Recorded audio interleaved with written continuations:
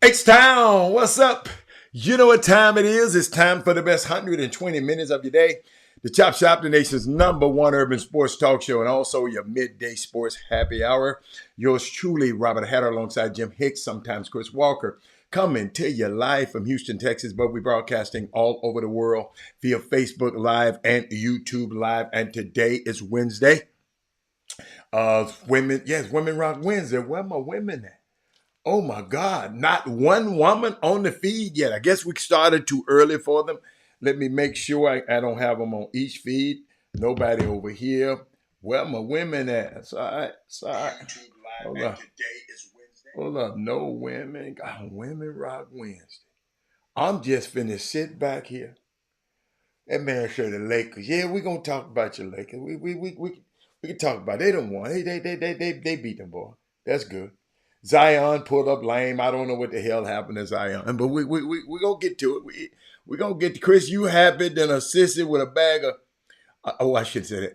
I can't be saying. I didn't say that. Chris, I didn't say that. But what's up? What's up, Rob? I'm supposed to wait on the women today. But y'all know I ain't gonna wait on them because the fellas is here. I ain't about to wait on them women today. Fellas, we gonna get this thing going. Dale Griggs in the house. I ain't finna wait today, women. I love y'all, but I ain't finna wait. I got my guys on here. Chris talking about the Lakers. Good showing. I ain't gonna lie, I pulled for the Lakers last night. I pulled for the Lakers last night, and you know, it's just, it's so hard for me. Just having Anthony Davis and LeBron James on that team and they playing for play-ins, that it just does something to me, y'all. So I can't, Chris, I can't rejoice the way I want to, but we'll talk about it. But y'all, it's Women Rock Wednesday. And I had something for the women today, but they ain't here. Dale Griggs, I guess y'all need to share the show. Oh my God, I just don't know. Let me, maybe I can. You know what?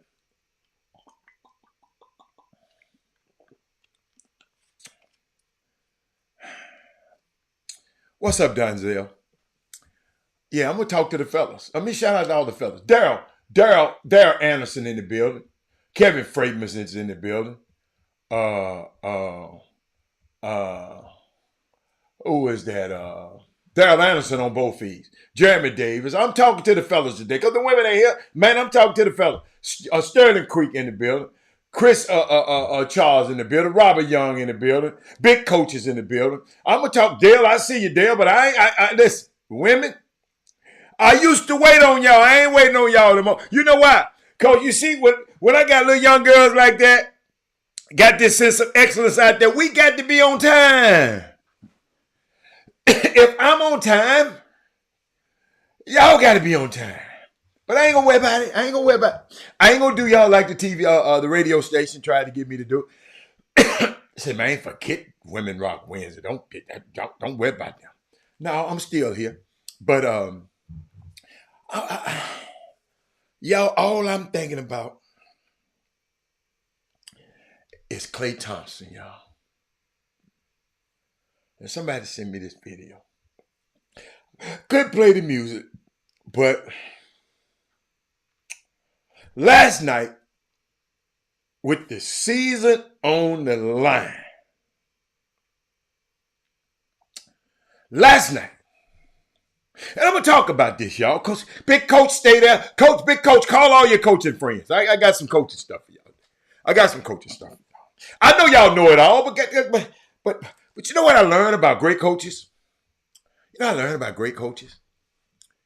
Great coaches, when they find something somewhere else that they think is good, they go sit up under that coach. I don't care if that coach is a D3, a D3. Great coaches do that. So you're always learning in coaching. You're always in playing. You're always learning. In golf, you're always learning. Y'all, D White, I see you. I'm always learning something when I'm playing. Golf is, we had a guy who just don't know no better. Old ass man, you know, sometimes y'all, see, sometimes you get old and you be closed to things. Older guy, be on the golf course. He got a closed mind. He always talk, because he said, you know, you play a certain golf course, you play it so much you should know. You should play it good. No, that ain't the case. Because a golf course, I can play the same golf course every single day for the rest of my life, and I will have a different experience, Charles Sanders, for the rest of my life. That's what I love about the game.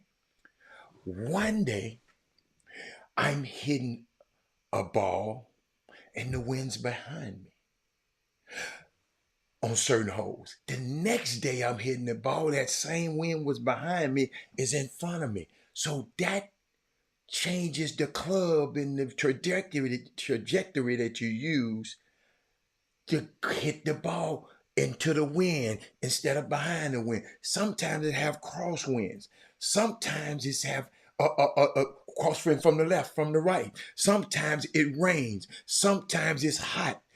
Sometimes it's cold. The ball don't fly as much in the cold as it. So but he feels in his whatever knowledge he has that the golf course is the same. No, it's not. It's not. No, I mean, it's just unique. So coaches, every game is different. And I got something I'm gonna share with y'all later. And I've said this a million times. I'm gonna wait till later. I'm gonna talk about it later. But I was thinking about Klay Thompson. When the season on the line, we need you.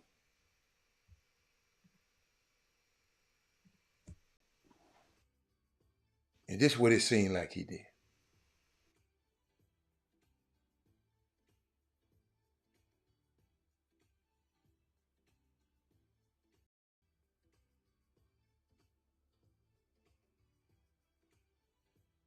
I wish I could have played the music for you. Lady Baron,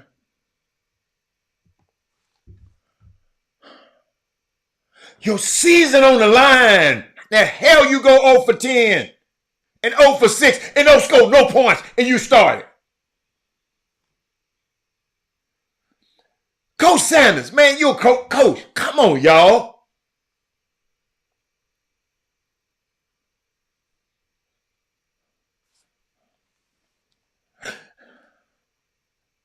Dale. Robert, after scoring that 16 over, After scoring that 16 over 300 this past weekend, mean Tigers Dame of being a highly competitive folder, a player on the circuit is over, or did he just have he had a bad weekend? And only ignorant ass people like Stephen A. Smith, and Shannon Sharp would say the stupid ass stuff they said on TV the other day. Keith, I know what you're saying. Keith, what you saying after scoring 16 over and 300 over the past, Keith, I don't know if you play golf or not, because you wouldn't be asking me that question. So evidently, it's evident that you don't play golf. Because anybody play golf, I don't care how great you were. 16 over par, but none of them with their clown ass when they came on TV the other day. Yes, I'm gonna clown them because I get sick of people talking about stuff that they don't play the game. They ain't never played it at a high level. They ain't never shot. Most people in the world, 99% of the people in the world shoots in the 90s or the hundreds. Only a few ever get to shoot what this man. And for them to sit up there and have something to say about a person, I know how hard it is to play golf. I've played it. So it upsets me when people get up on their high horses and talk about other people playing the game. When people who ain't really never played this basketball and really want to be an expert on it. Yes, you can be an expert on covering it, but your ass can't be an expert on playing it and the experience of playing it.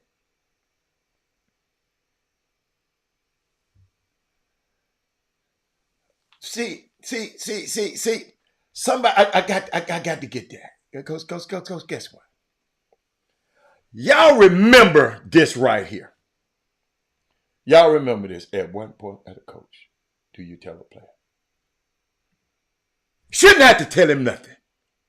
Some millionaire makes $30-40 million a damn a season. Got a yacht that he drives to the game, that he takes to the game, the one he playing on. And I got to tell him, he done won 4 championships, big coach, and I got to tell him to go to get to the free throw line.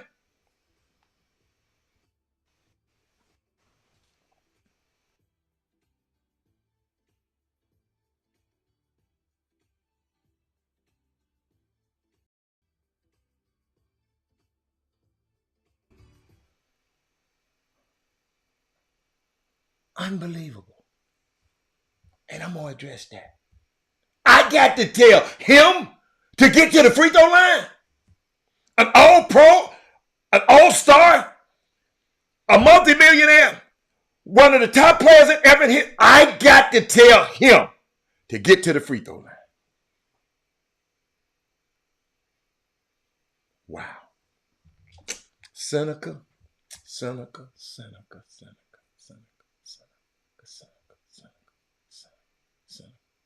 Y'all killing me. Y'all killing me.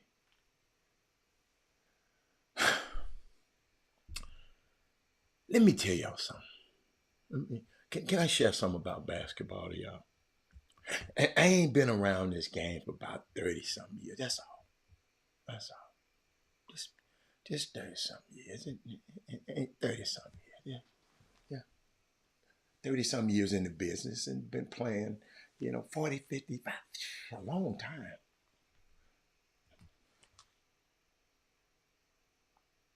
Y'all, when you get the games like last night, when one game is so paramount,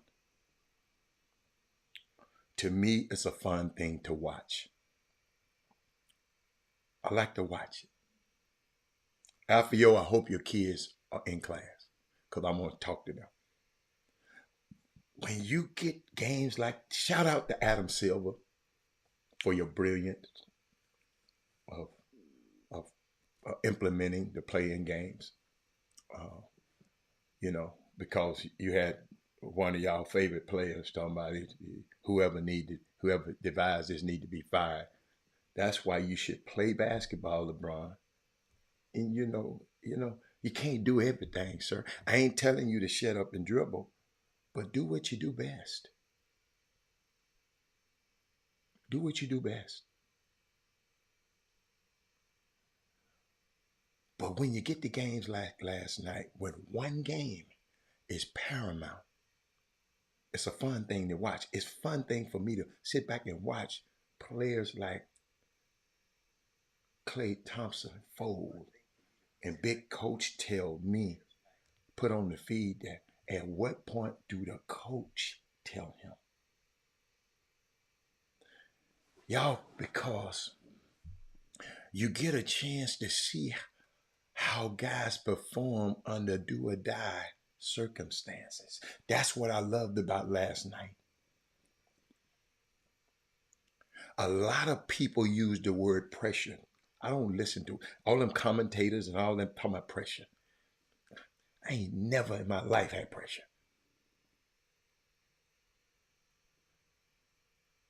And a lot of people use that word. But if you really understand things and have confidence in your ability, pressure never exists. It's a good thing to teach your kids. Now, if you have confidence in your ability,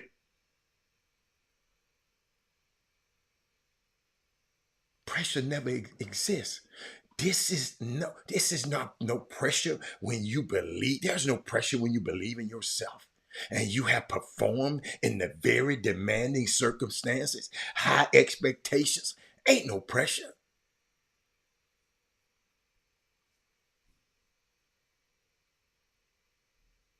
You should never feel pressure. Only time you should if you're not prepared and you're not good enough. You're in a situation that you shouldn't be in. But that ain't pressure. That means your ass not prepared.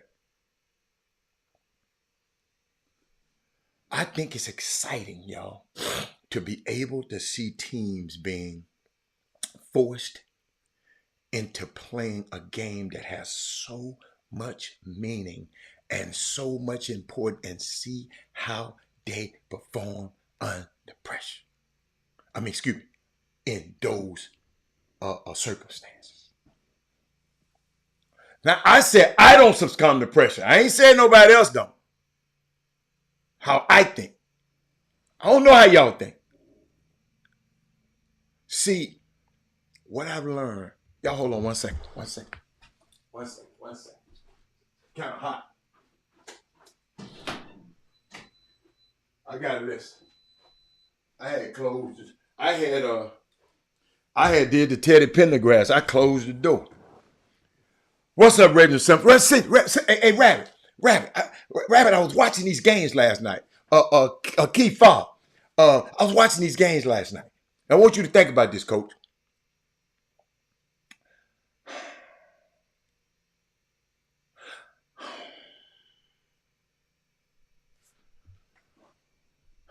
The biggest problem I found out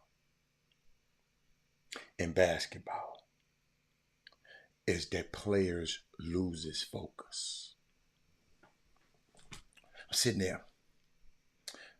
Go back all my life. I go back and think about the games that I wasn't focused. I go back to see watching the games and calling the games and certain things get to me. And I even talk to y'all on the show about being focused, even in your life. Right? See, if I was a coach, NBA team right now, Alpha young fella, I just asked my guys, look, it's a 48-minute game. You ask your young kids, it's 32 minutes. 32 minutes a game. Y'all play high school 30. Said, look here. I ain't gonna ask y'all. It's a 32 minute game. Forget the NBA. I'm gonna talk to y'all. I want you to give me 24 minutes of focus. Okay. On the offensive end and the defensive end. And we're going to win a whole lot of ball games. See, when you see these leads dissipate, when you're up 20 and 30, 20, 18 and 20 points, and then the next thing you see this team lose, that's a loss of focus. You got me?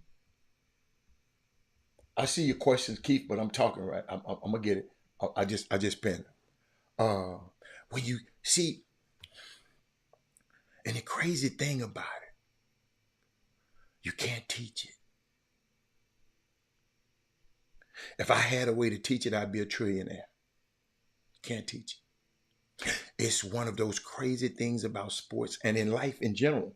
As Coach Fobb just said, he said keeping individuals focused for 30 minutes is hard. Shit, for 7 minutes.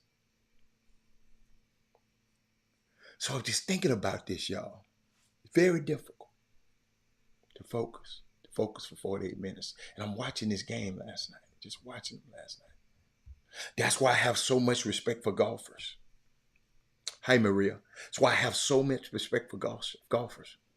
Scotty Scheffler this weekend and what he did down the stretch in the Masters. And I watched Colin Morikawa fold.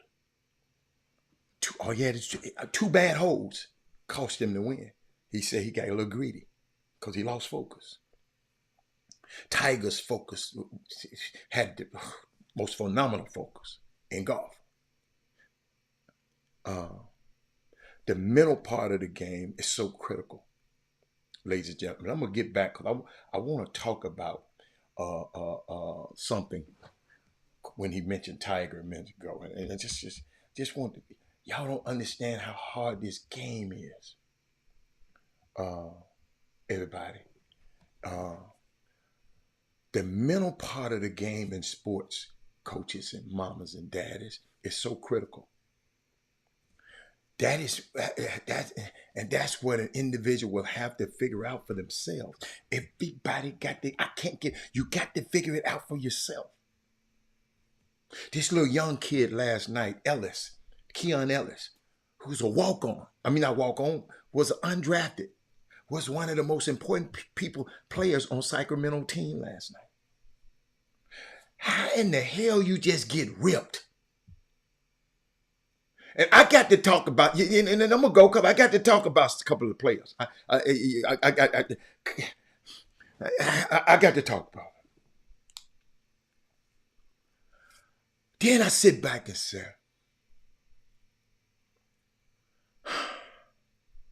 what does it take? And every player got to ask themselves, Coach Fobb, what does it take for me to keep my head in the game? Watching TSU lose certain games this year, just no focus. What does it take? Coach, big coach, I got something for you. Big coach, come to the front of the room. What does it take, y'all? Each player got to ask themselves that. What does it take for me to keep my head in the game? Not the coach.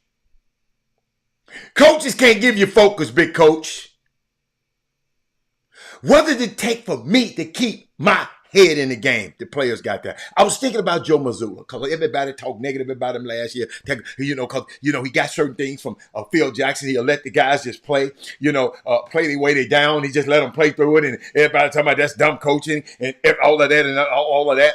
Mindy Collins and I'm talking about Joe Mazzulla. I'm just talking about. We're talking about sports. I'm talking about sports, and I'm talking about focus right now. In case you just sound on.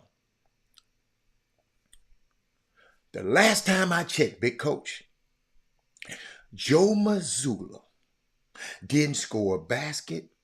He didn't make a bad pass. He didn't foul nobody. He didn't make a turnover. He didn't miss a free throw. See, ladies and gentlemen, I've learned just by being in this business so long, Coaches, to me, get too much credit at times, and they get way too much blames a lot of the time. Hold on. I'm going to just let y'all soak that in, because I know all of y'all want to blame. Y'all blame the coach for everything. That's bad coach. Doc a bad coach. Doc this. Doc, that's a bad coach. I repeat. It's just the way I feel. It ain't about 40 or 50 years of experience. But coaches, to me, get too much credit at times. And they get way too much blame a lot of times. I know y'all egotistical. Man, my team that won. My team, we 40-0. We 30-0. I out coached.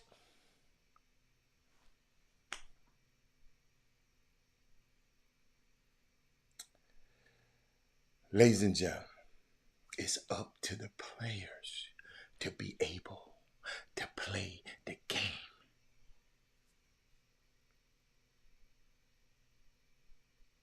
And at the level that they need to play at. Remember a minute ago, players got to think, what does it take for me to keep my head in the game? The players that focus the longest gonna win. Just watch the game from now on. The next game you watch, the next Junebug games you watch, just watch the kids who they're focused.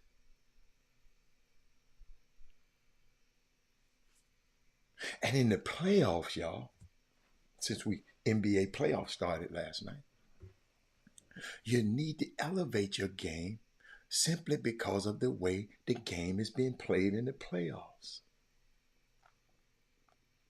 The physicality of the game forces you to have to play better than you did in the regular season. So I want y'all to get your pens and pencils out. And I want y'all to look and see how the players play. It's going to become interesting to you. Check the players' stats in the regular season and then go and check them in the playoffs. See at least who maintains the same level and who is able to improve on what they did or who falls off some. It all comes down to the players playing on the court. Yes, the players make some mistakes. Yes. And they can do some good things. Coaches sometimes have to take I've seen some coaches that sometimes take their best players out of the game. When they suck, they suck. You got to take them out. And guess what? Sometimes that team rally behind that and win. Then the coach is a genius. If he don't, he shouldn't have took him out like that. He shouldn't have took Akeem out the game too long. Who is y'all favorite player? He shouldn't have he kept LeBron out the game too long.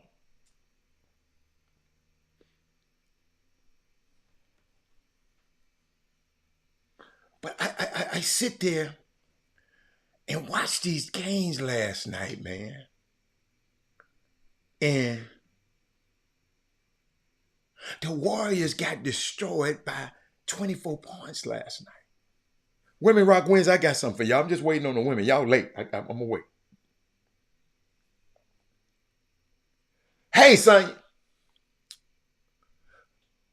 Keegan Murray.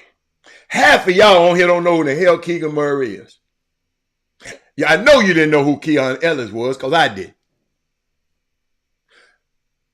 Keegan Murray had 32 damn points last night. Fox had 24. Sabonis had 16 and 12. Steph had 24. Klay Thompson had no points in this game as a starter. So all I said, y'all went on the show early. The team said, Klay, this do or die. We got to win this game. Share the show, everybody. We got to win this game. And this is what Klay Thompson did last night.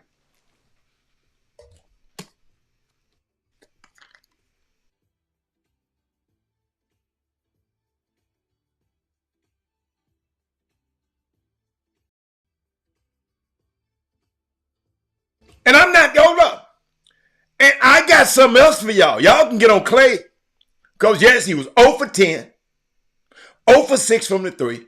Ain't no way in the world somebody gonna stop me from scoring a point. I'm an all-star. I'm playing for a contract because I'm a free agent after this year. Did y'all see him rushing his shots? Not getting his feet set? Just throwing them up there last night. Did y'all see that? It's not crazy at all for me to say that this might be the last time you see him in a Warriors uniform. I don't know. It's not crazy to say.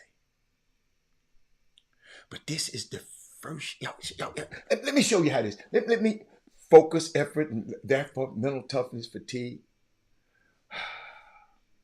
But all I'm telling you, coaches, all the coach can do is put you in the right position. The coach can't play for you. That's why I say you coaches get too much credit. That's why I don't give you. I take my hat off to y'all, but I don't give y'all as no credit. You're doing what you're supposed to do. That's you're a coach. But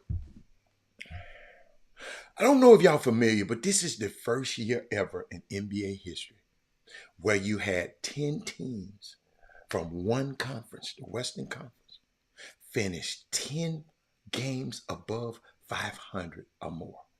First time ever. The Warriors were 10 games above 500 and in the playoff spot.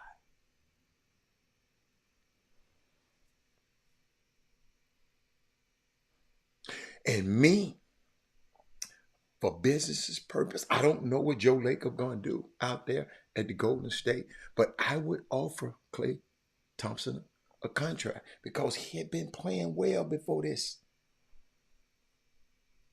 Not a max deal. I ain't maxing him out. If somebody asks that question, I ain't maxing him. I don't know no other team. I mean, if somebody get that man a max, they got to be out there rabbit ass mind. Cause it ain't what's physically ailing him. It's what's inside of him.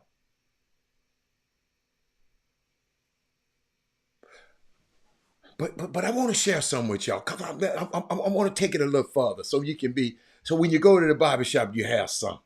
I'm gonna give you some. And the reason I would give him an offer, I got to have a reason. You know why? Because I can't replace him.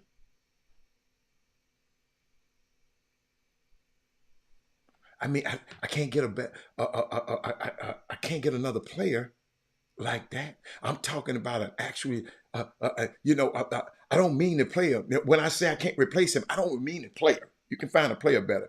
But I'm talking about the actual salary slot. If he goes, because we're already over the cap. If he leave, we already over the cap. I can't bring a Buddy Hield in. I can't, if he want 20 million. I can't because I'm already over the cap. So I might as well keep this clown. Because Chris Paul's stuff will be off the books. But y'all got to realize now. Think about this. Chris Paul played the best. He could. He got hurt. Draymond Green's suspension. But let me tell y'all something, ladies and gentlemen, and I ain't seen now. Nobody put it up here. I waited. I talked for 36 minutes. Nobody put on it. Andrew Wiggins is just not that damn good.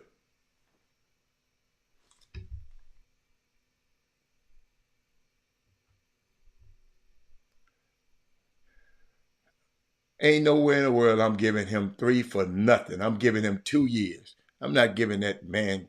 Big coach, I like how you getting away the Warriors' money. I'd give to if I would offer him if I'm the Warriors. I offer his ass a two-year deal. That's it.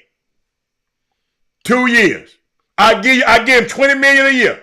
2 years, $40 million. That's all I'm giving his ass. 75, you got to be out your mind. You must ain't looked at their books. I know you haven't looked at the book because you said that. Okay.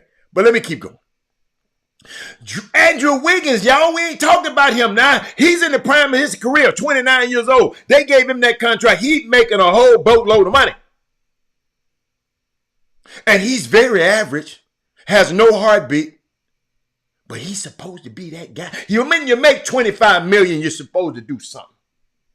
He's just a jag. Y'all know what a jag? Just a guy. Falling off the face of the earth and ain't nobody put it on the screen yet. I was waiting on somebody to say something. Nobody brings it up. 29 years old, he's supposed to be balling right now. Greg Thomas. He's supposed to be balling at 29. That's your prime. Nobody talked about it. Nobody. I said, wow. Wow. I still don't know. If anybody said what happened to Zion, I still ain't seen it. I'm finna, cause I don't go to mainstream news that much. But I got to look. Did anybody ever find out Zion just pulled up lane and ran out the building, and you ain't seen him no more? Did anybody? Where my Googling partners at? And tonight they continue. I don't care what, I'm just saying, I don't care what he went through. But we talking about Clay. Yes, Clay. But we got to talk about Wiggins too.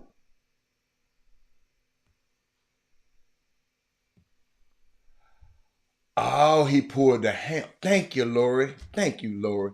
Thank you. That's why it's Women Rock wins. Boy, because them women just know.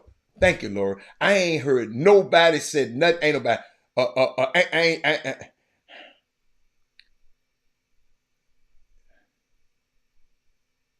Wow. Wow.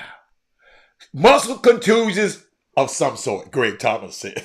I like that. Muscle contusion. I like that. Where y'all be getting y'all information from? Hey, I guess the hamstring is a ligament. No, it's a ligament, right? It's not a muscle. Or it's a muscle. I don't know. But he said muscle contusions. Let me see what old ESPN, y'all favorite play. Let me see what ES say. ES say. Toward the end. Okay. Let's see what they said about it. They said left leg injury. That's all they say here. Where y'all get all this muscle contusions and all this from? Y'all, where you get your sources from, y'all? Let me put my glasses on because I can't see this stuff. I'm trying to see. And they sit the big old Duke boy down. 6 minutes left and set his ass right there. He ain't got off the bench no more. What's the boy name? Brandon Ingram. All these dudes be asking for their bread. And I ain't mad at them.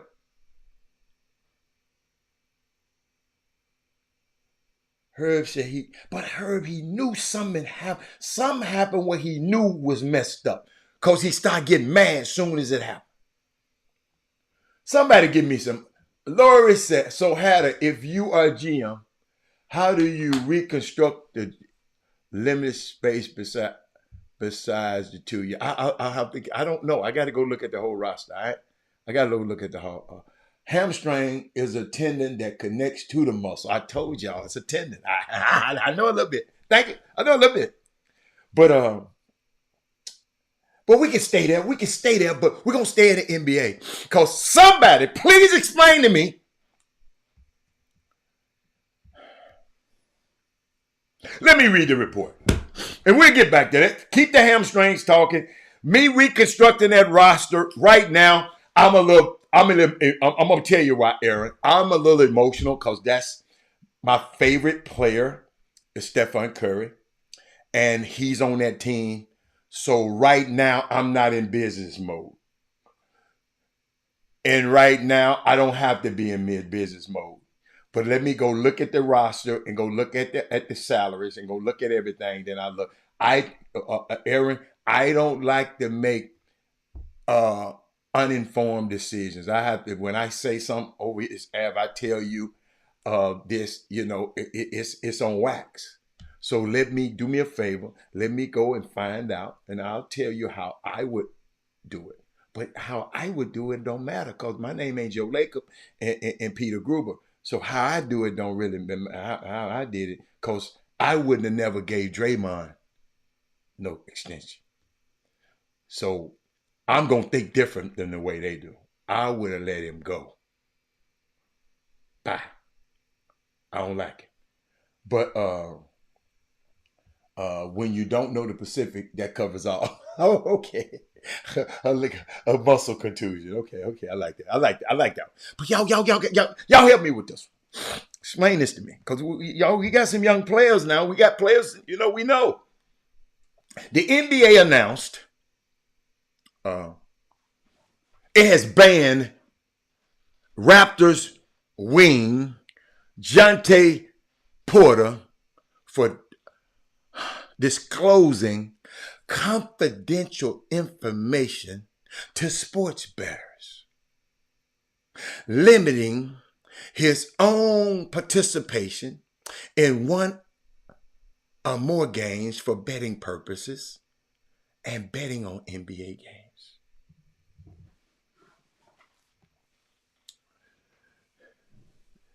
This man ain't...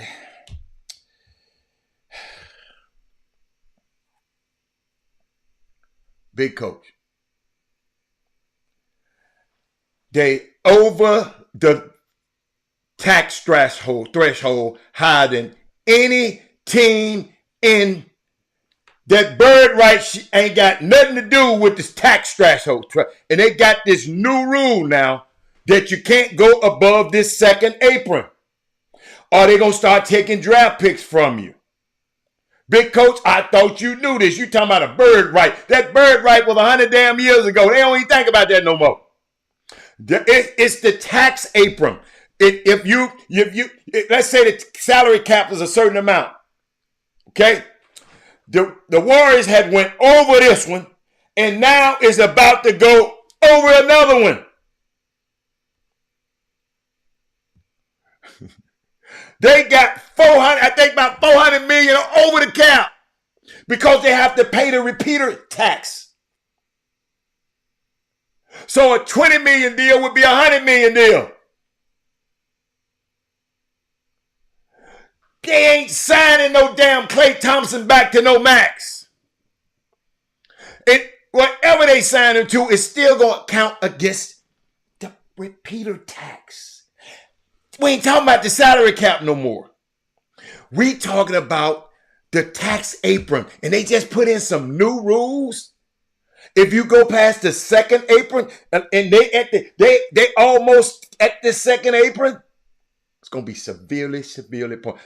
Me, and I think they're going to do, they done built this stadium. They got season tickets, people. Man, I'm trying to cut salaries down to get out of the tax. I don't mind paying the regular salary cap, but everything I'm over, it's a repeater tax for them because they didn't repeat it too many years. So it multiplies. 10 million, 20 million becomes 100 million. I mean, it's so it ain't got nothing to do with the bird rights. Because I know you wanted to throw that out. It had nothing to do with the bird rights. Had nothing to do. So let me keep going. But this young man who got a brother in the league, they disclosed confidential information. He disclosed confidential information to sports bettors, limited his own participation in 1, 2 or more games and betting purpose. So that means it was more. And betting on NBA games from January to March. He placed 13 bets on NBA games using associates' accounts.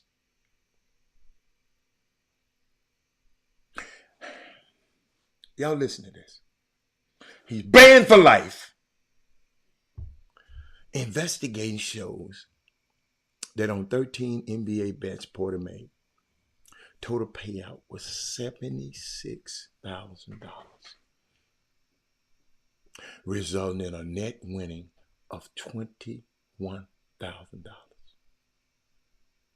Three of the bets were multi-game parlay bets that included one Raptors game, in which Porter bet that the Raptors would lose. The most damning of Porter and the NBA itself is he bet the Raptors would lose. And we were talking about some high school basketball the other day, and I played a video about blacks gambling. And somebody popped their ass on the feed and said, we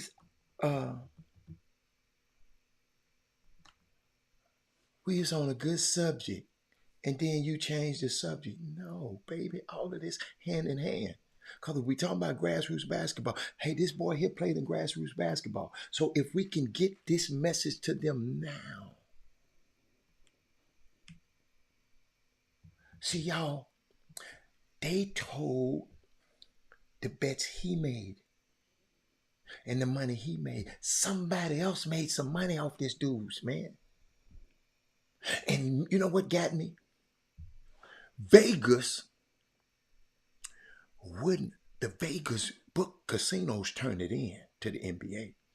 They wouldn't have turned it in if they had a won. Talking about Vegas. They were losing. They lost more than $76,000 for them to turn it in. They done lost a lot. But in this boy, I hope whoever he was giving this information to, I hope he got his cut. Because he going to damage his family name, his brother's name. They going to be looking at his brother crazy as hell now. Michael Porter Jr., anytime he pull up lame, anytime he do anything, they going to be looking at him.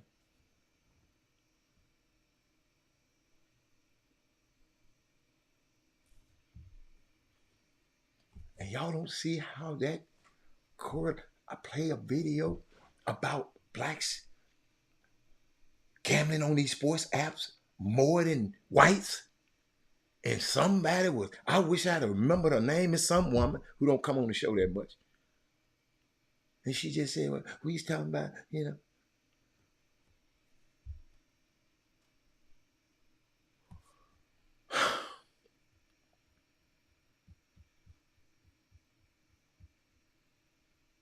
Where's his summer coach at? I bet he ain't going to. Is he going to take, he took responsibility when he went to the NBA. Where's his dad?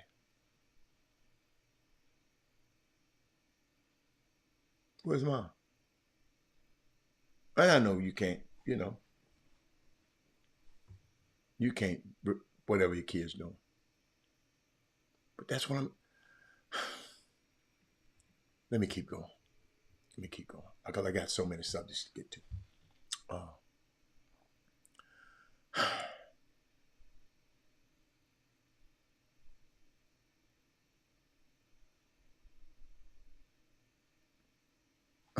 I ain't gonna do that. Oh, but shout out to Kristen Johnson, a young lady behind me. She's been able to embrace wearing her natural hair while competing at Talladega, and I love her for that. And these were my women that rocks today. I want to share you something. This Women Rock Wednesday, but I want to share you something. This young girl, so powerful. I saw it. I got to share it with you. Where she at? I know I had. I got her.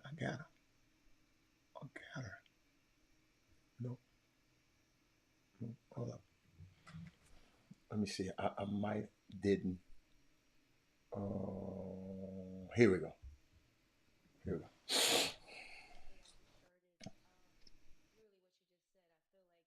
Talladega, I can actually be free and be myself. I feel like in jail, I always had to pull my hair up or put it in braids because I would see the other girls braiding each other's hair, doing this, and I would be in the back struggling, trying to take off my bonnet, trying to lay down my edges and try to make sure the part was straight in the back of my head. But now I can just do like a wash and go, let my hair out and flow and just do my thing out on the floor. And I also just want to let other, little brown girls know it's okay to embrace your hair. There's nothing wrong with your hair. Your hair is beautiful. Please embrace your hair. So I just want them to know that it's okay to do that. So I'm finally glad I'm actually able to feel comfortable to do that myself. Just in case. No, it's something I just in case it's your first time watching the Chop Shop, or you didn't watch it that particular day. That young lady right there named Christian Johnson. We got Morgan Price at Fisk, but this is Christian Johnson. She's at Talladega, their first year. She's a freshman. Jeffrey Day, you tweeted, and I like what you're doing. And I saw it, and I'm going to share it in a few minutes after this. It's Women Rock Wednesday, but I'm going to share some with you. But ladies and gentlemen, this is an HBCU gymnast freshman. Her name is Christian Johnson, that young lady you just heard talk. Like many first-year HBCU students, Talladega College, this freshman, she has the task of becoming acclimated in a new way of life at the last several months. And she said it's different. She said, because in high school, I was homeschooled. And so I wasn't really around a lot of people, but she said in an exclusive interview, she said, I always just been going to my house, doing my work, then go to practice. It was just a routine like every day to her. This is a young lady who's a national champion now, just in case you've been on a rock and haven't been watching the Chop Shop. But Christian Johnson is definitely making an adjustment. That adjustment looked easy. She a Baltimore, Maryland native. Baltimore, Angel Reese. I hope they hook up. Gymnast is a newly minted USGA national champion in the vault. Not bad for a first-year student at a first-year program. But as we learn, I'm looking at it, she is a fast learner. Wow. Jeffrey Day daughter is a gym. Shout out to what's her name, Jeffrey Day? Put the name up there. I want to see it. But she was self-taught, y'all, with inspiration, y'all. And I got to tell this story. Johnson, she was always doing gymnastics. Y'all watch this, parents. Whether she was in the gym or not, she didn't get active in the sport until she was 10, though, because her parents were dissuaded from getting involved due to the time and cost. That's why we got to get our weight up. But even at that age, she had a passion for the sports that could not be ignored. You got me? Before starting gymnastics, she said, I was self-taught. Mamas and daddies, y'all listening to me? I was self-taught. Jeffrey Day, I hope you play this back for your daughter. She said, I was flipping everywhere I went. So I couldn't have been ignored. Everywhere I went, I flipped. My folks gonna know. She said, so I'm glad to be where I am. It's a blessing. Jaleesa Day. Boy, that's not like that name. Jaleesa Day. Yeah, she sounds like she gonna be something. Eventually, though, her parents gave in, and her path to becoming a national champion was there. Despite growing up in the Baltimore area, she said she didn't have a lot of black role models around her. So Gabby Douglas and Trinity Thomas became her inspirations. Attended the HBCU was something Johnson said that she wasn't sure would happen, because when she started in high school, there were no HBCUs, didn't have a gymnastic team. Fisk just got their team a couple years ago in 2023. Right? So then, Fisk, like I said, it got theirs in 2023. Johnson was initially verbally committed there. Y'all watch this now. But when Talladega announced it would be filling the program, and Johnson felt that it would be a better academic fit for her needs, so she became the first gymnast to commit to Talladega College. Y'all, I'm loving this right now. In addition to having a place to compete in gymnastics with people who look like her, and having an academic program that fit her goal to be a veterinarian, Remy Rock Wednesday. Let me keep going. She also, what does she do? She has also found community at Talladega. Now I'm always surrounded by people, getting to know people. It's like family. I told y'all, you HBCUs, and I hope y'all listen to me. You can't compete with them Power Fives with their facilities. Don't even try. But they can't do this. They can't do this. She said, plus I'm loving the band and watching the fraternities and sororities. She's just like me. She said one of the first things you notice about Kristen Johnson, y'all, is her hair. The newly minted national champion. Let me repeat that. The newly minted national champion often competes with her full, lush, natural hair in full view. Go Google it. Sometimes that something she could never do before coming to the HBCU. She said, it's something I just started. She said, I felt like now that I'm at Talladega, y'all listen to this. Mamas, listen to this. Daddies, listen to this. Now that I'm at the HBCU, now that I'm at TSU, now that I'm at Grambling, now that I'm at Southern, now I'm at Tennessee State University, now I can actually be free to be myself. I love Women Rock Wednesday. She said, I felt like in the Junior Olympics, I always had to pull my hair up and put it in braids. And I was like see other girls braiding each other's hair and doing this. And I would be back there struggling, trying to take off my bonnet and trying to, what she said, lay down her edges and trying to make sure that part was straight in the back of my head.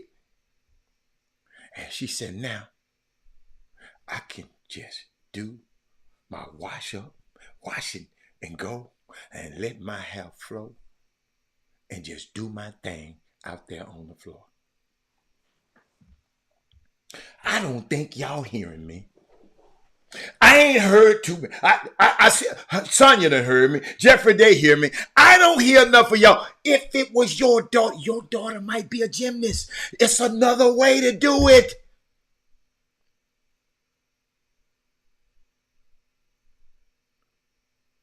Not only has Johnson found validation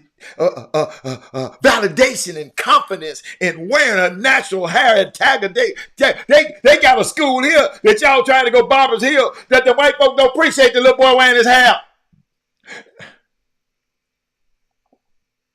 She is also using it. Let me repeat that. Hold on.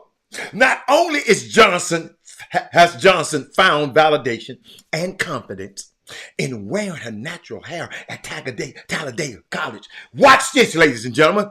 She also using it to market herself. In addition to being a student and an athlete, Johnson is also building her brand in NIL. Alpha. Texas wasn't gonna get to it. So she went down here and created on. In addition to being all of that, right? Deals that include several black-owned businesses, including hair care products. Hold up, y'all. Hold up. I got the what my sound effects? What my damn sound effects around here, man?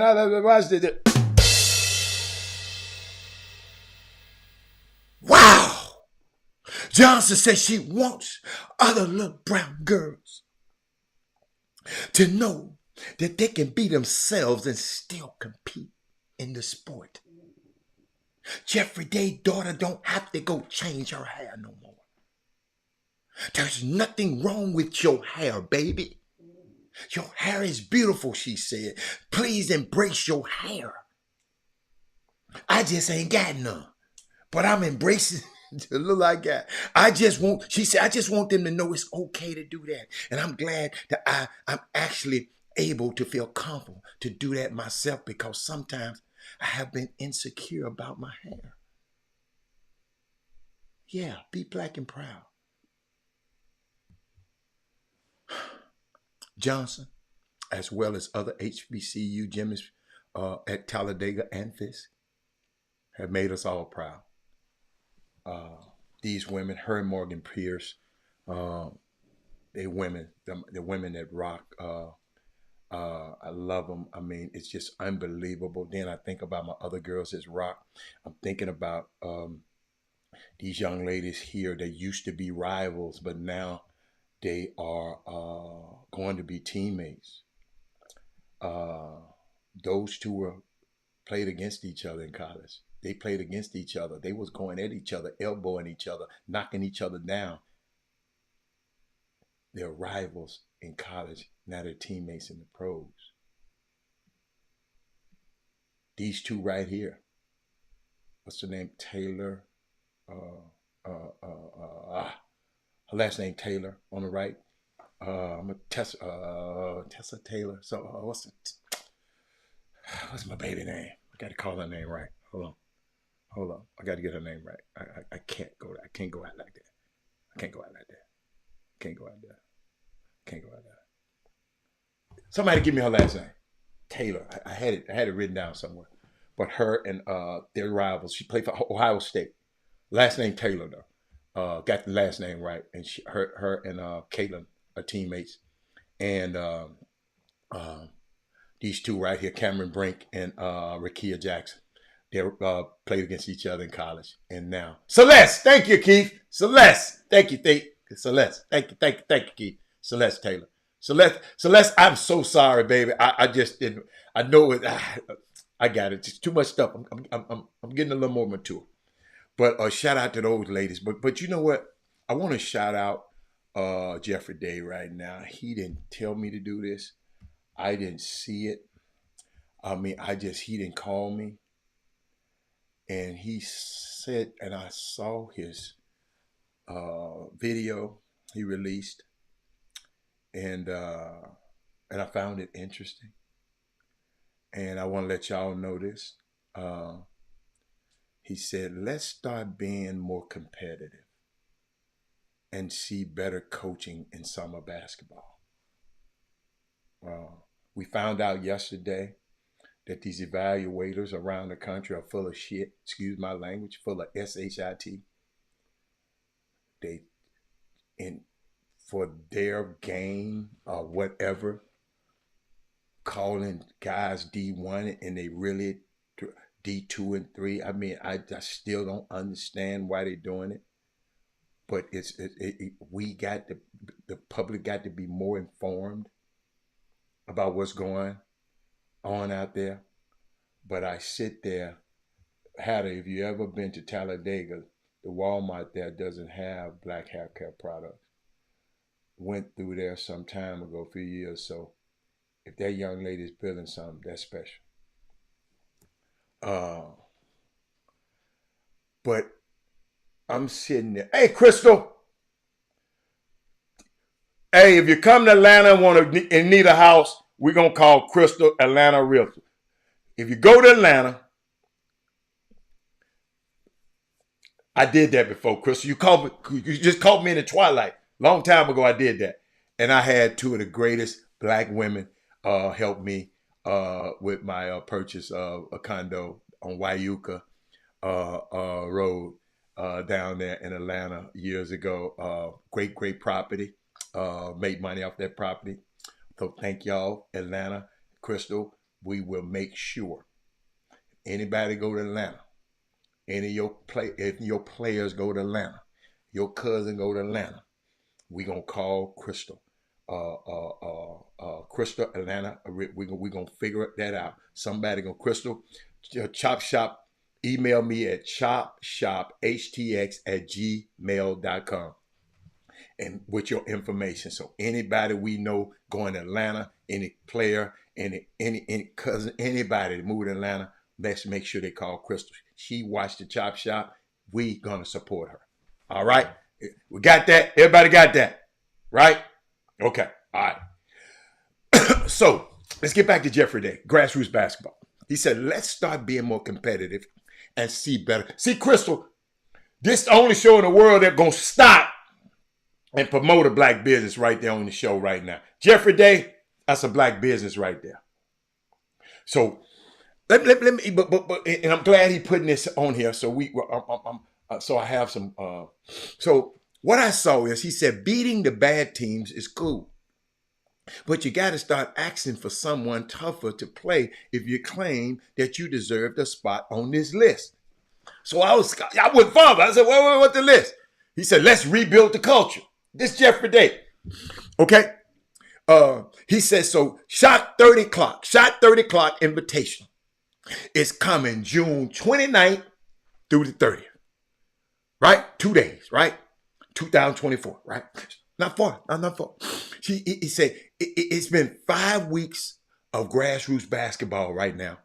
He said, let's take advantage of our top 12. So he named 12 teams who is likely to receive an invite. And these 12 teams is going to go and play. He ranking them because he goes and see all of them. Yes, that's my spotted bucket. That's right. Alfio. Yeah. Hey, y'all. That place right there he talking about, that was the most gracious. I mean, we had a lot of fun in that piece of real estate. You know how they said that condo there don't hold me nothing. We just outgrew the condo because too many people were coming. You know, it was just unbelievable. Yeah, that was a long time ago. But let's get back to this. But Jeffrey Day, I found that if you feel like calling in, if you feel like it, because you were saying some unique things in your you know what? I'm just gonna bring you on the show one day. We're gonna talk about it. We'll talk about it. You don't have to call in. I want people to really understand what he's doing is just trying to, at some point, the top 12 teams, and he gonna rank them, and that he got a group of people, and the guys that he is affiliated with, that guys that's on his show, Doug Jones and all of those guys, and Gary and them, they see all the teams play, either on video, I can't tell you, he might not want you to know, but Gary gonna be out of town somewhere this weekend. I don't know how many people gonna be up there, but he's gonna be one of the ones out there. So we're gonna get a chance to see Jeffrey Day and them gonna have a lot of people out there watching your kids. And then June the 29th through the 30th, let's go and let's see. Let's if you can't get along, let's get it on. Let's see how you match up. They be getting ready to go to your July live period. This gonna be your tuna. You can't you follow me? But he said partial credit blown to me. Now let me tell you something. You know what blows to me? The only thing blown to me is my love for this community. And my son played in this community. And y'all, when I ever do something and talk about stuff like this, or I talk about it with passion, because all I think about is what if something had happened to me and my son and his mom had to navigate this crap. That's the only reason I try. So, people might get mad at me. Man, the only reason I'm doing this,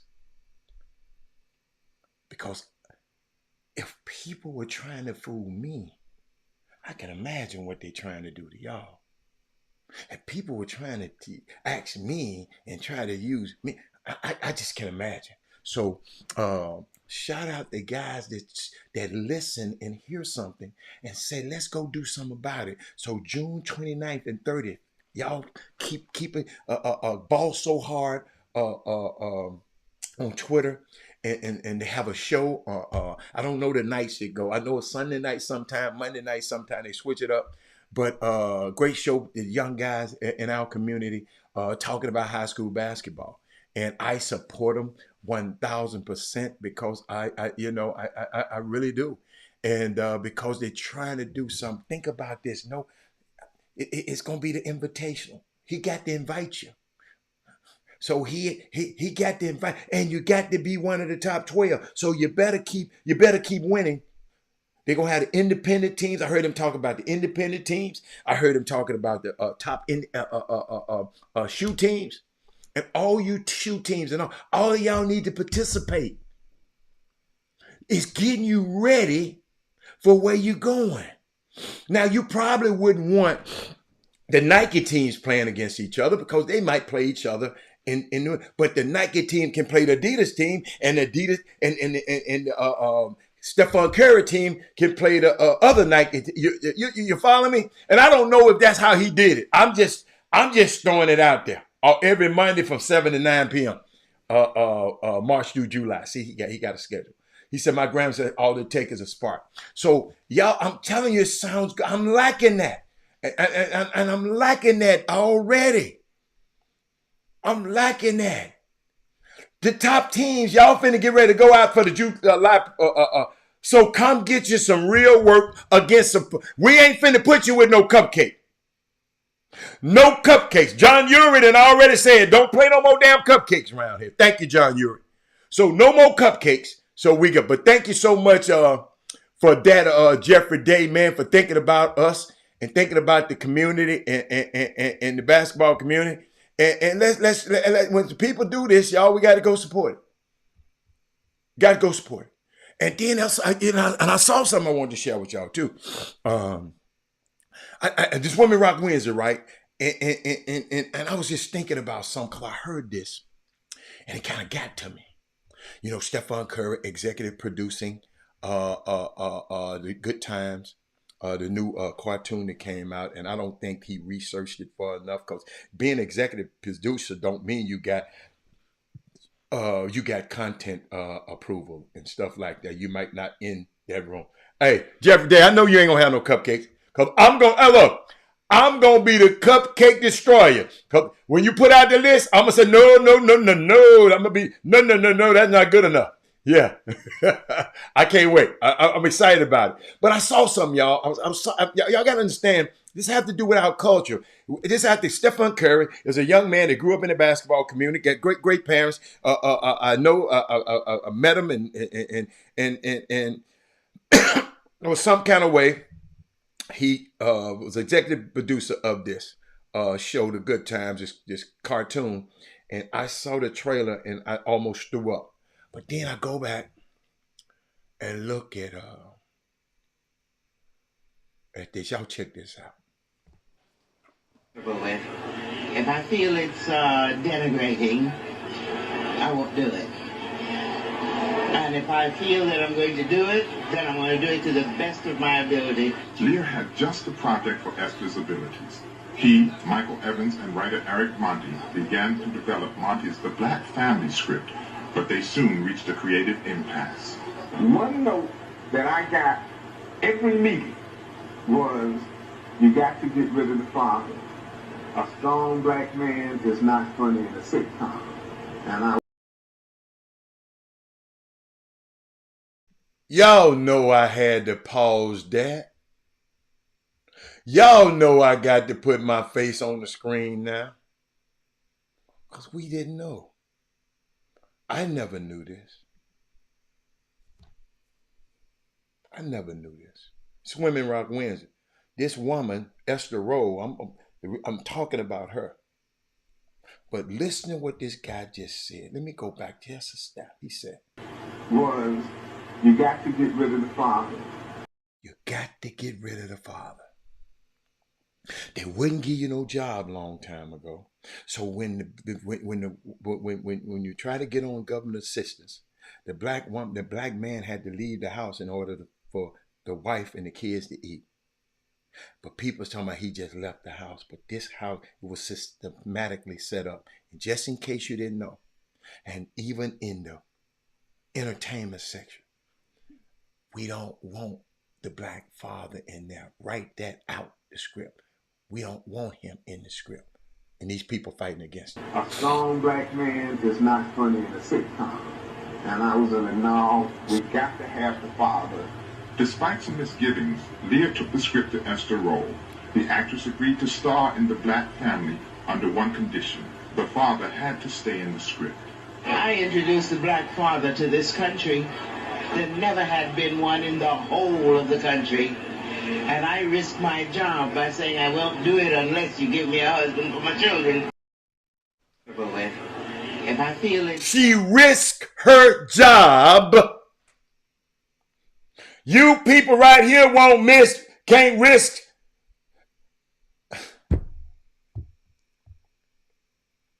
She risked her job. Stand on her principle. Hold up. She said it the same way, but she said it in a different, I'm going to give it to you again.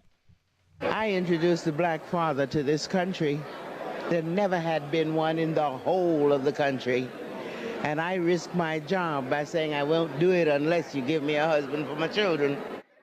I introduced the black father to this. Y'all remember? A couple weeks ago,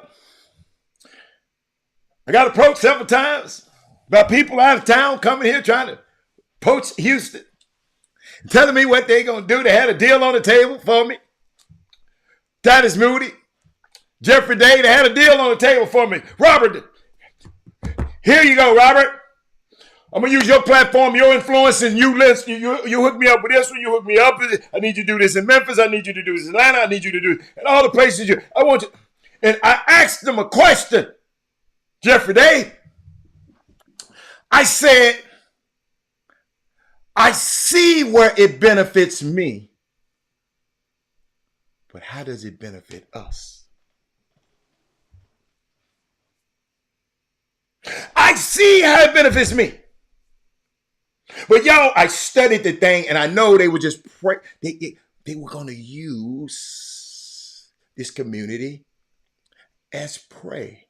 And they were going to be predators and come in and try to use my influence to trick the game. When I asked them, how does it benefit us? Everybody got quiet. My partner was with me. I wish he was here. He'll tell you. And I just got up and walked out and left him in there. Got up and walked out. Got in my car and left. Never forget it.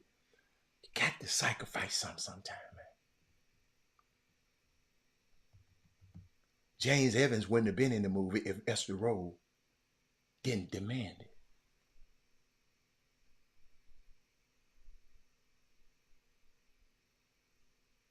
It's unbelievable. It's unbelievable. But shout out to Jeffrey Day and what you're doing, Doc. Just like to make y'all aware of certain things that's going on, man, because baby, for some reason, Houston is fertile soil. People think y'all go for anything. But they ain't going to get through me to do it. They got to go through somebody else. They ain't using me. So, but they're now, but I saw something. There's now 13, and I don't know if it's a bad thing or not, 13 and counting. Listen to me, McDonald All-Americans in the transfer portal. And I know it can mean certain things. You might go somewhere else to get some money, but 13. The dude, what his name? Omaha Bellew, Ohio State. Aaron Bradshaw to Ohio State. Bayfall, Arkansas. Brandon Garrison, Oklahoma State. Aiden Holloway, Auburn. LeBron James, USC. Andreas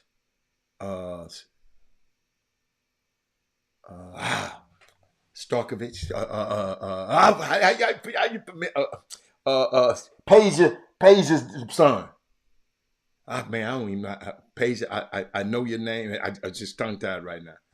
DJ Wagner, Dylan Mitchell, Mark Mitchell, Duke, Arteria Morris, Kansas. All these guys were at McDonald All-Americans. Kijani Wright, and Jeremy Roach, Duke.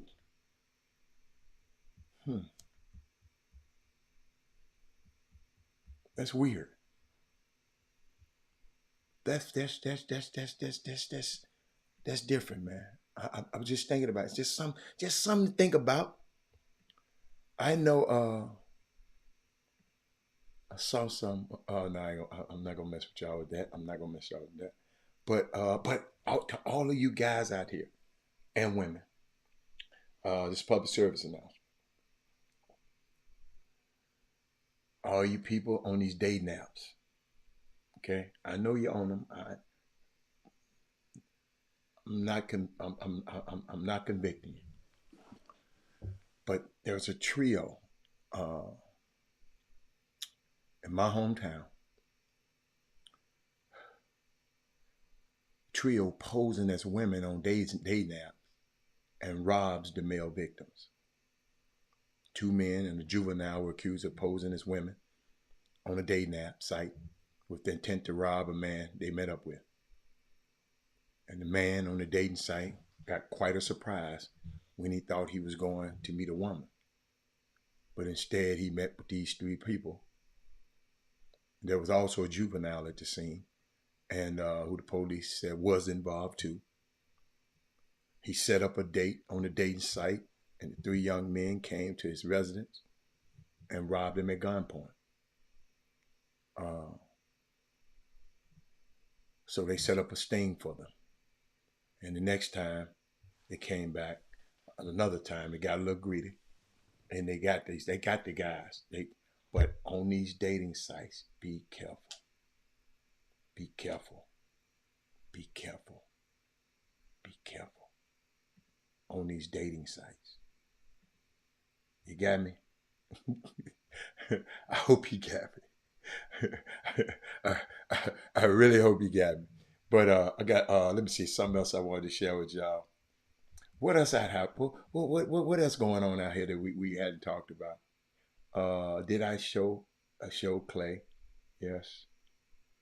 Showed Angel. Oh, you know what? I'm going back and looking at something, and I was thinking about the Russell Wilson situation. I think he's one of the most misunderstood dudes, and I'm trying to find where I was. It was disappointing to me because he did this thing for Essence, and I played it the other day. Maybe I'll play it again, and then we'll go from there. Because a lot of people got a lot of flack. Let me see. Check this out. Dear black women, to come from a black woman, to be loved by a black woman, and to now raise two black women has been the center and joy of my life. Thank you for holding me down, lifting me up when I needed it the most. Black women have always been the incubators of love, the blueprint of the culture, and the architects who built the foundation that we stand on. When the world tries to rob you of the very things you helped build, you never buckle under pressure or dare tilt your crown. So today, I offer you my protection in exchange for everything you've given to me. Black women, I appreciate you and adore you. Love, Russell Wilson. Love, D. I love you. Ursha, baby.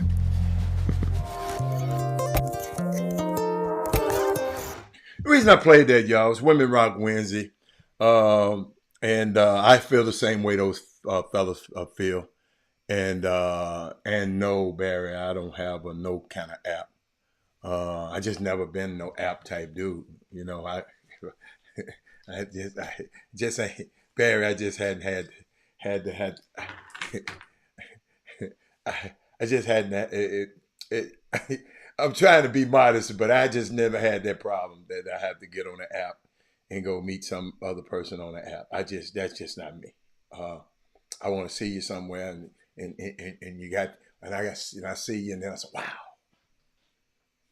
yeah, that's how I am. But you know, it's disappointing, but not surprising to see mainstream media outlets cannibalize the interview by Essence Magazine and Russ for clicks and engagements while ignoring what some hardworking actual journalists recorded him saying. Okay?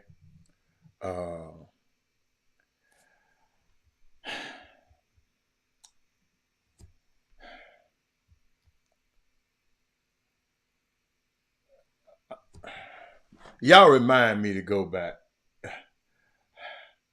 Keith Avery, you been drinking? So I can. It's a slap in the face. Who you gonna put her in front of in that draft? Who you gonna take out? I'm gonna stop my Russ thing, and because when people put stuff, who are you gonna take out?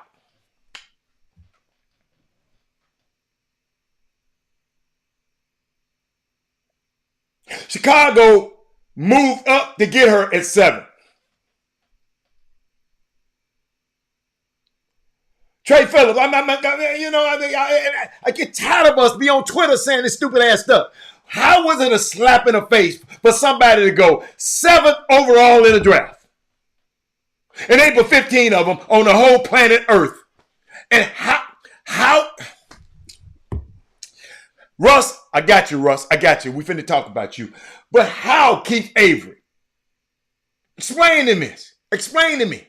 Let me put you back up on there. Let me put you back on there. Somebody explain to me.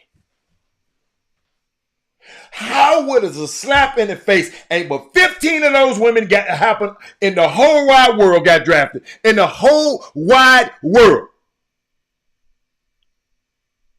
And she 7th of 15. And you call it a slap in the face? You got to explain yourself. Come to the front of the room. Otha Brown, what's up, man? I had to stop what I was about to say. The Wings pick at 5. That's just your damn opinion. Ain't nobody else over here thinking that but you.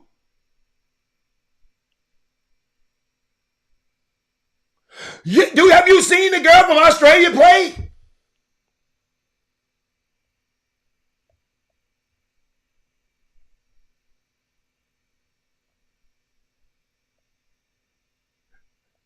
Oh. Have you seen Jason Sheldon play?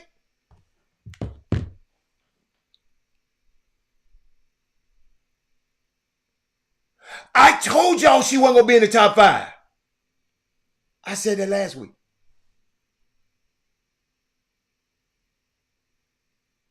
Man, I'm going to, hey, Sonya, you're going to have to beat me in them Sky games. I got to go to LA games too, because my grandson out there though. I got to go to LA. I got to see Cameron Brink. Thank you, Herb. But let me get off this. Let me get back this, because it's more important than that. Ain't no slap in the face, man. Come on, keep that. All you had to do is say, well, could she have came higher? It's not a slap in the face to be one of the. Hey, it ain't but 15 of them girls on the whole planet.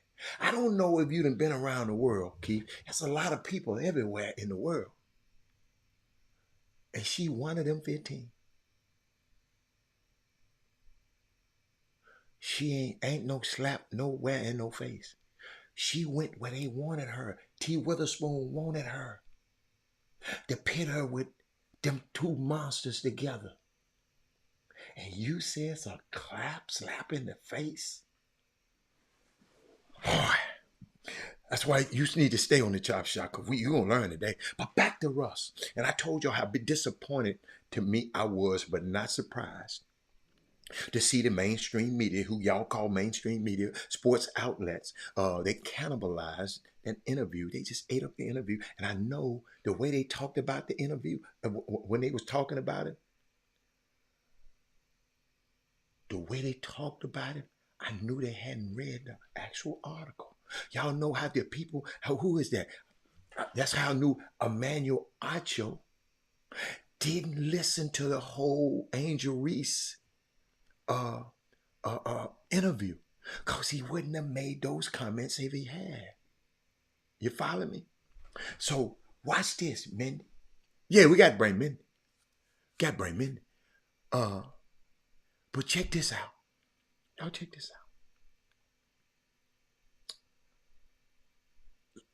This place called Outkick. This the people Outkick. This right wing MAGA ass outlet. The people who came on there asking Dawn Staley about transgender after she done won, talking about some transgender athletes. Questions that ain't got nothing to do with the women's tournament. These kind of outlets, people that they refuse they ass to come. They wouldn't let them in NBA. NBA, they refused. Now I see why media requests and them people vet you media, because they don't want y'all ignorant ass in there asking these crazy questions. You follow me? So this which is basically a MAGA bro sports butchers that the interview, but when a larger I know they're gonna do it, but when these larger platform broadcasters and radio people and TV hosts can't be bothered to read a 2-page paragraph of an interview with Russ Wilson before taking to the sad state of affairs, they just went and heard something and didn't read this. They couldn't have read what I'm about to read you, and they were just talking about. I'm not going to repeat what they said. But Russell Wilson is the first, listen y'all, Russell Wilson is the first black franchise quarterback to go back-to-back Super Bowls with one win. That's undisputable. To pretend that he didn't play a role in the 99% of white NFL owners being more open to black franchise quarterbacks is just dishonest and just disingenuous. Because I've talked to some of them. Russell Wilson. Okay, I can get me another guy. I'm gonna get him. I'm gonna get him. I don't mind getting him. Because of Russell Wilson. But beyond the fact that Wilson referenced and praised the black quarterbacks that came before him, all of this in the article, but they didn't talk about this. What is this? Beyond the quarterbacks that came before him, they had an argument before him. They had an argument about which quarterback begot which. Who led whoever got drafted is subject to a totally different conversation of what Wilson was talking about. I mean, they just went left, y'all. Donovan McNabb, I remember, he was booed on draft day. Y'all, a few months ago, a radio host, listen to me, I came on this show and told y'all, was saying that 2-time MVP Lamar Jackson just wasn't quarterback enough for her. To pretend that Wilson's success doesn't help combat some of the inherited league and media racism of black quarterback is just ridiculous to me. So let's start building each other up. Even y'all on the other side. Yeah, I'm talking to y'all. Y'all know y'all are. You know what? The evolution of the black quarterback in the NFL has been one of the coolest experiences in my life to be a part of.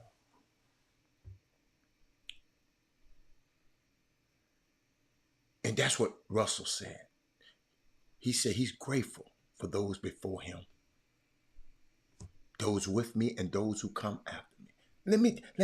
Now, this is what they got mad about. Y'all listen to this now. This is what these Fox people got mad about. Before Wilson bust onto the scene, this the guy wrote, he said signal callers of color like Doug Williams, Warren Moon, Randall Cunningham, Michael Vick, all dominated the field at one point. A fact that Wilson recognized and respects, I think, uh, about those guys before me, he said. But when I came into the league, Wilson said, there was only a few of us. It was Cam Newton, Robert Griffin III, Colin Kaepernick, myself, and a couple of others. By the end of his second year in the NFL, Wilson held up the Lombardi Trophy, won the Super Bowl, becoming just the second black quarterback to do so. While the win became an unforgettable personal accomplishment, it also marked a shift in the perception of black men at his position. It's the article. And they went after Russell because of this article. He said, for me to be able to go to back-to-back Super Bowls and win one of them, I think opened up a lot of doors, he said. Now you see guys like Patrick Mahomes won it. It's really just us so far. But there's more to come. The emergence of quarterbacks like Mahomes, Jalen Hurts, Lamar Jackson, C.J. Stroud, to name a few, is indicative of a new era of football and a glimpse into what the sport is trending toward.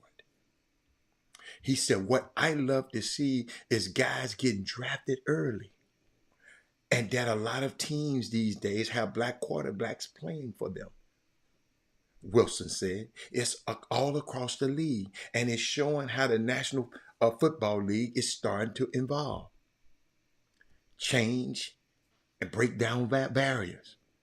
I think one of the biggest blessings of my career so far is that I've been fortunate to be able to open doors for others because of what others did for me. That's all he said. That's all he said. Daddy's Moody, you there? That's all he said. And them folks went off on, you ain't made no way for Patrick, huh? Yeah.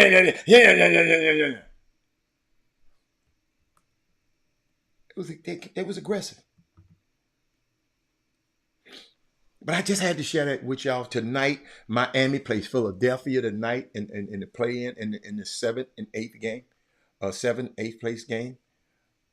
In Chicago and in Atlanta. I don't even think nobody gonna watch that game tonight. But that is Moody. I got two things I want to talk about. I'm gonna end the show with.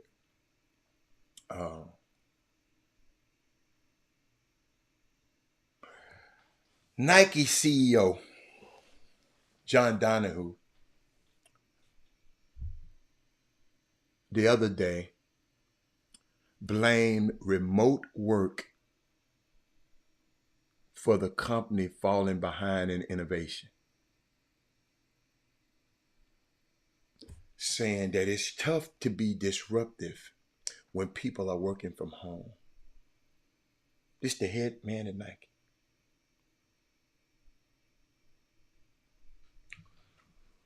In other words, Nike is not innovating, I guess, as much as they thought they were. Other people are catching up with them.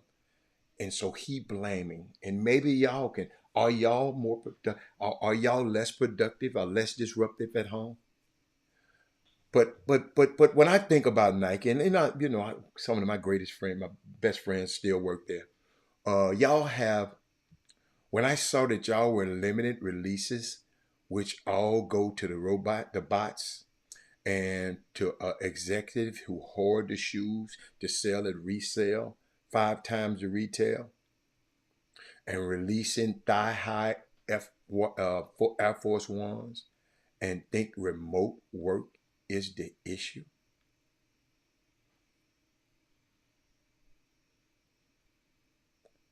Somebody said they took a whole tour of the building named and dedicated to Serena and to Serena Williams, right? And they said they didn't see a single black woman working in the place. So maybe you need to start there, Mr. Donahue. How many of y'all have been to the Nike campus in Portland? Beautiful place. How many of y'all have been?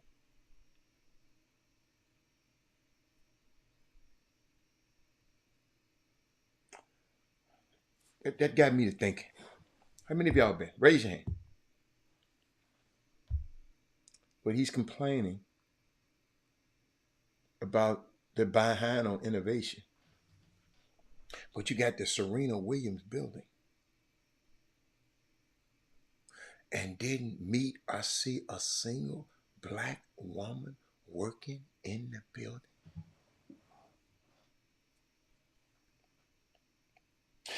To some of y'all, that might seem normal. But it kind of seems odd to me. Thank you for saying something, Big Coach. Thank you for saying something, Seneca. Seneca, think about that now. Seneca, everywhere I go spend my money, man, I promise you, I try to see who's represented there.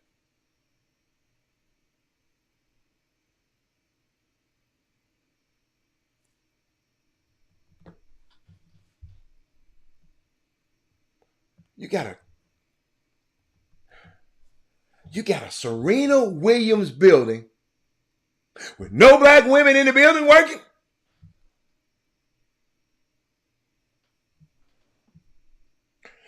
What my man at? What Keith Avery at? Keith Avery. This for you, baby. This for you. Now that's a slap in the face. I don't think y'all got it yet. Maybe you know what? Maybe that topic a little too tough for y'all. Let me back down. Let me back. Let me back down. Let me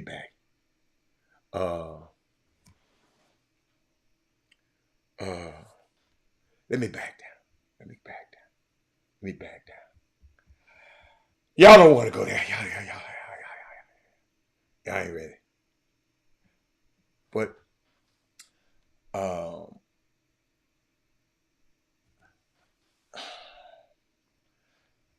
that is Moody asked me something the other day. And that is Moody. Let me see. I'm going to talk about it probably tomorrow. But I want to talk about how Duke ended his full ride scholarship program.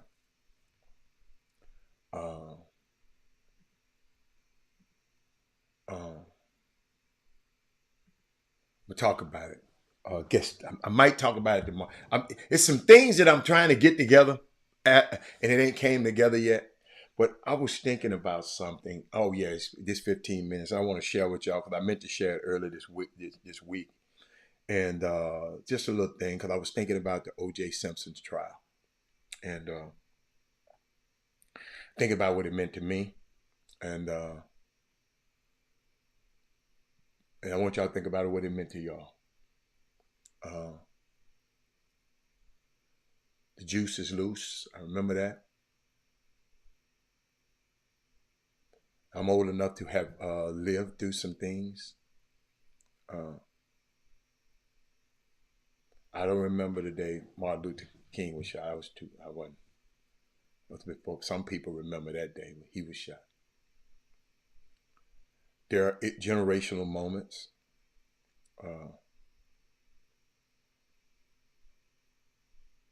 I don't have any connections to but history books. Right? But I remember that NBA game being interrupted because two of my best friends were playing, Robert Ory and Sam Cassell, Vernon Maxwell, Kenny Smith, all them guys.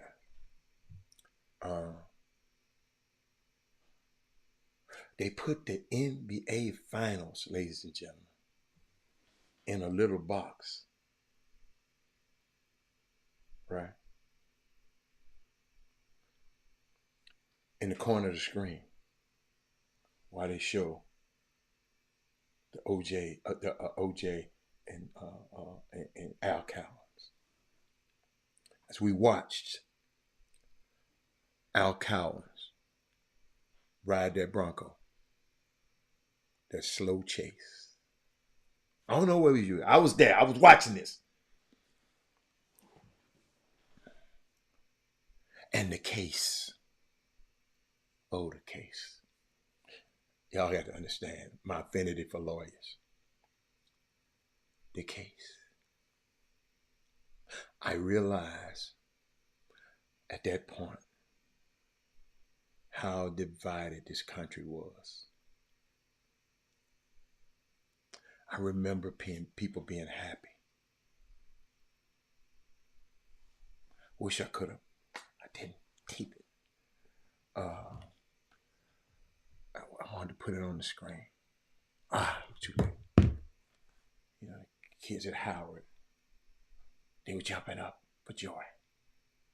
But then you had some white people who were crying.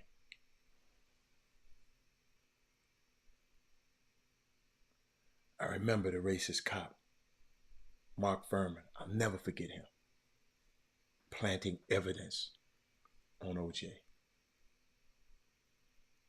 And I remember Johnny Cochran. If the glove don't fit, you must acquit.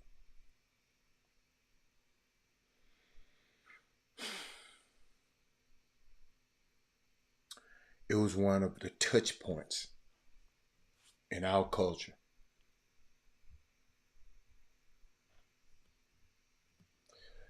That lifted the veil on how this country deals with race. This was a racial divide on the heels of a not guilty plea for police officers that beat the brakes off Rodney King, and we witnessed that. Black lives didn't matter.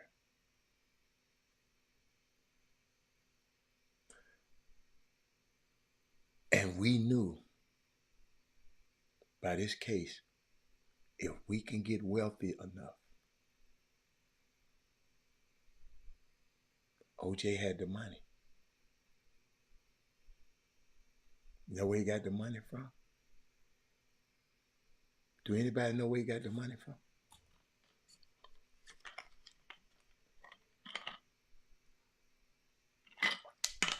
Got it from his buddy. They started playing tennis together, I think in 1970. His close friend, who was a millionaire. He was his brother, who made his money in music and then went on into other industries. I got you, Chris. Watch this, Chris. Chris, you're gonna be the smartest lady. You're gonna be the smartest woman in the nail shop today. His close friend was a millionaire. This was his brother, wasn't the same color, but it was his brother who made his money in the music industry and went on into other industries, made a lot of money. I'm talking, of course, about the only reason that we even know the name Kim Kardashian. And that, of course, would be Bob Kardashian, her dad, Robert Kardashian. That's where OJ got the money. He had the money and he had the connections. He brought in F. Lee Bailey. He brought in Johnny Cochran. He brought in Robert Shapiro.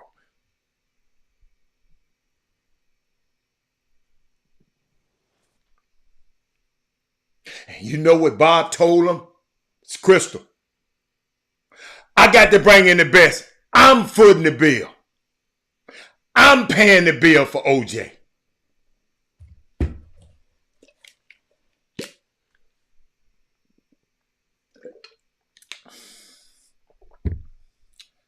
Crystal. And then Shapiro came in first. He went in. He out and gathered the team because he was a good business lawyer. OJ said, I need somebody. I need that dude. OJ was in jail. Bob Shapiro, you're a good businessman. I need somebody to help me. I'm on trial for my life. OJ tell Al Callins and all of them, I need Johnny Cochran.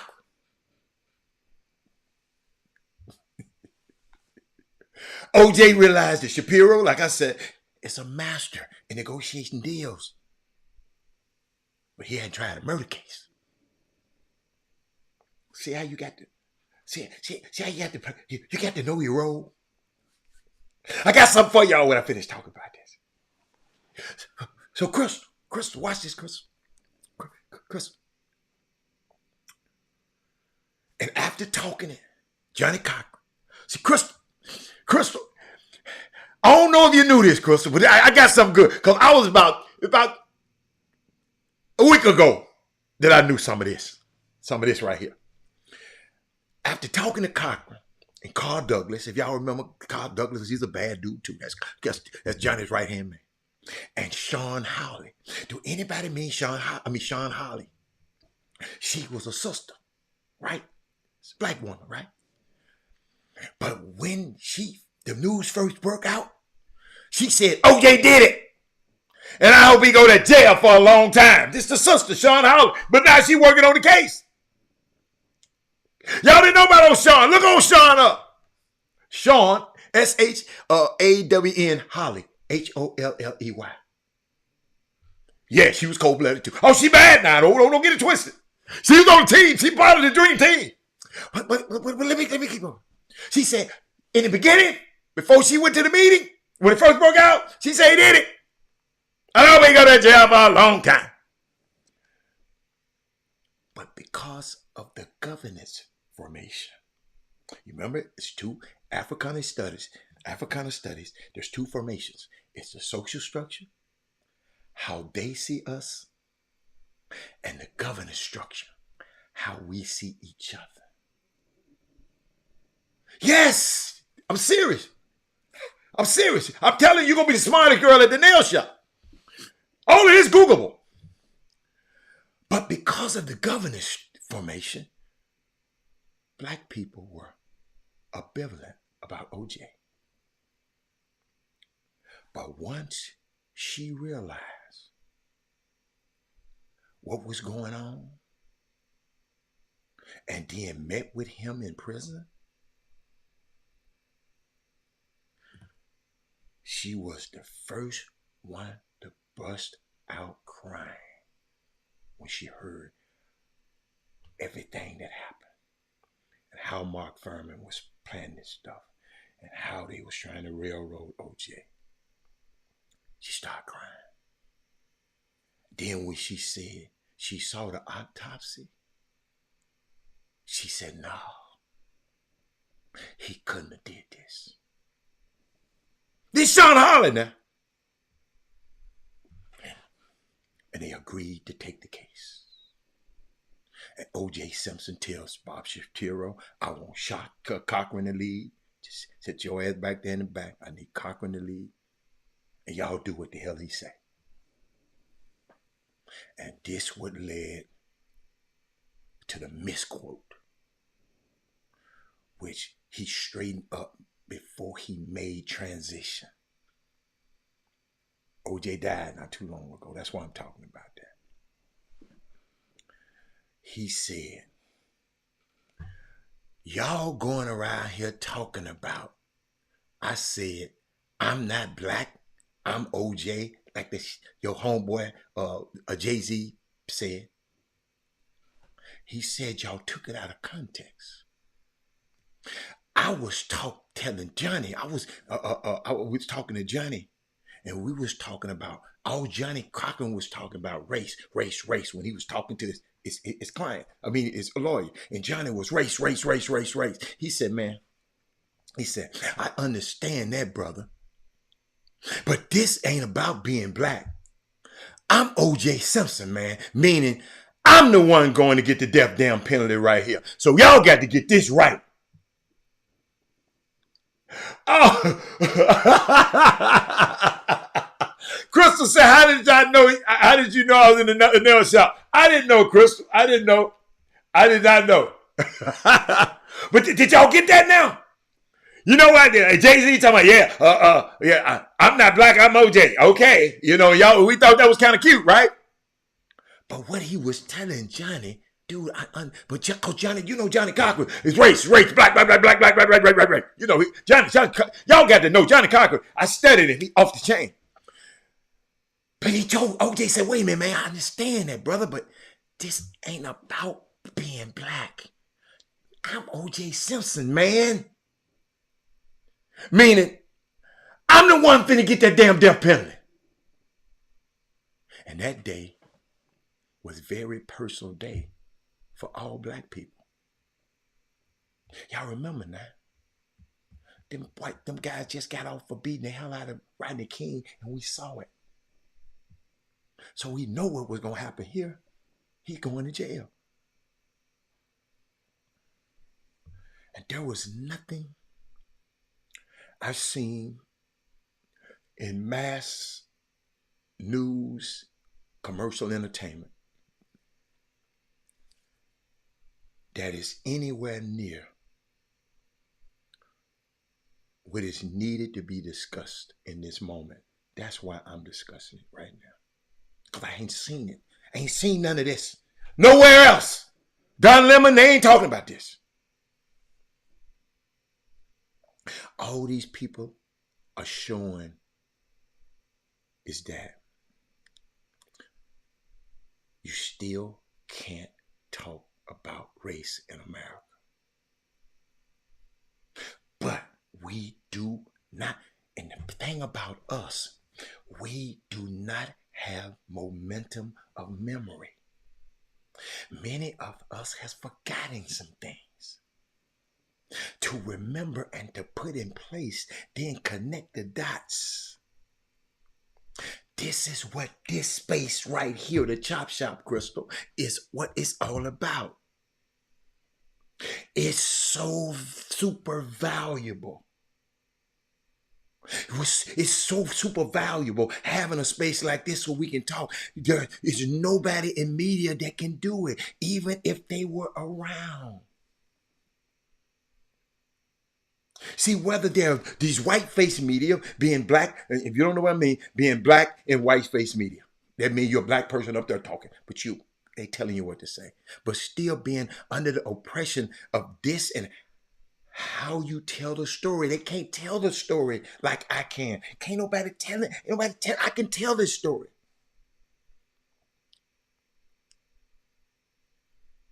And this is what shapes all of that.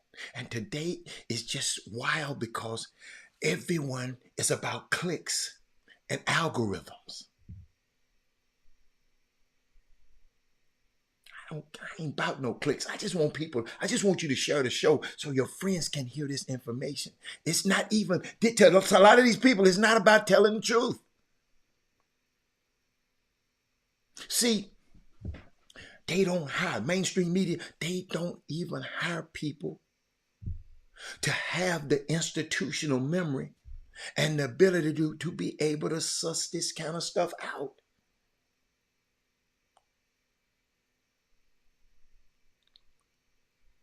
So we are grateful. Let me tell you something. This is our platform where we can talk about this stuff. That's why I say it's very important. Women Rock Wednesday today. I just can't. It should have been thousands of women talking, listening to this. I talked about the young girl, Kristen Johnson, the young girl behind me right there. And then I'm going to give y'all summer basketball guys. You know, I always try to give y'all something. Chris, this is what I want y'all to take home today. Let me see. Did I find it? I saw this and it got me. Watch this. Honest with you, part of this journey is being who you are. Shoot the basketball, man. You're trying to show people you're a playmaker, you're turning the ball over, or guys are not scoring off your catch. You're wide open. Be who you are. Don't try to show anybody anything different. Excel at who you are. When you try to show people you do more than one thing, sometimes you forget what you do best. You turn down, honest with you. Part of this journey is being who you are. Shoot the basketball, man. You're trying to show people you're a playmaker. My young high school players, I sent you from OJ to Johnny Cochran, and now this is something for you for this weekend. The man said, be who you are.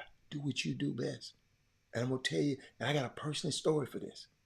Watch this. Honest with you. Part of this journey, my young man. Part of this journey is being who you are. Being who you are. Shoot the basketball, man. If you shoot, shoot it. No. If you can make, shoot it. I'm sorry. If you can make. He talking to a guy that can make. Don't shoot it if you, because I told you I saw his game and this boy shooting it. Man ain't made a shot yet. It's been 2 weeks. He probably ain't made a shot in 3 weeks. I ain't talking about that. Your shot. He's talking to a shot maker right now. Watch this. You're trying to show people you're a playmaker, you turning the ball. Ladies and gentlemen, one of my young fellas was the leading scorer in his school history. He went to the Rockets camp trying to pass the basketball. They cut his ass the first day. I'm finna repeat that. He was the leading scorer in his school history. He came to the NBA tryout and they cut his ass the first day. He come in there passing the damn basketball. They were looking for the dude to come in there to score, the leading scorer in the school's history, in one of the power conferences in the country. And you come in there passing the damn basketball because of what some of these other people have told you. Do what you do best. Let me hit this button. Over, or guys are not scoring off your catch. You're wide open. Be who you are. Don't try to show anybody. Don't try to show anybody. Anything different. Anything different. Crystal, he got cut the first day. Didn't even make it to Summer League. Excel at who you are. Excel at who you are, my young queen and my young king. Excel at who you are.